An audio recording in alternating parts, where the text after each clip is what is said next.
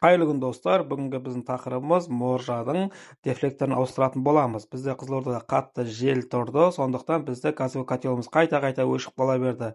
Сонымен достарымыздан сұрастырып едік, ол дефлектордан деген бізге диагноз айтты. Сонымен біз қазір мынада моржа болғандықтан моржаны біз алып тастадық. Мына жерде жатыр моржамыз. Бұрында мынандай бізде рыцарский шлем сияқты дефлектор болған тұғын, одан құстар ұя салып тастаған екен, тормен де қоршап тастаған едім мен былтыр.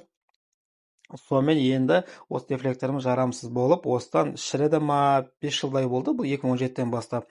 Сонымен бұл өшіп қала берді. Енді бізге бұның орнына басқа дефлектор базардан әкеп қойдық, қазір соны салатын боламыз. Бұл дефлекторды біраз жарады, 5 жылдай ұстадық қой, енді өкпе жоқ ешқандай. Енді N тәріздес дефлектор салатын боламыз.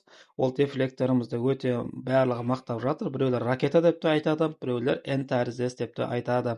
Қазір соны орнататын боламыз, сол дефлекторды.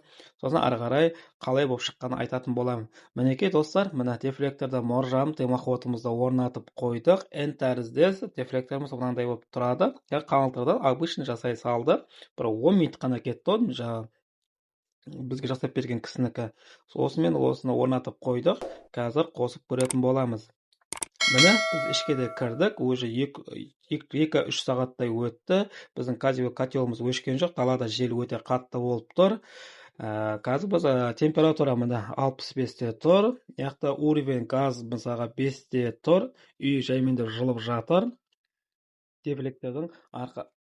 Дефлектордың арқасында ешқандай үйімізде өшкен жоқ, үйіміз жылып жатыр. Дефлекторды ауыстырыңыздар, моржаға дымоходқа күтім жасап тұрыңыздар әрқашан. Өйткені жылда торға ұя салып тастауы мүмкін, басқа да болуы мүмкін. Каналға тіркеліңіздер. Әдеке лайф каналы әлі жақсы ақпараттарын бөлісіп тұрады. Сау болыңыздар.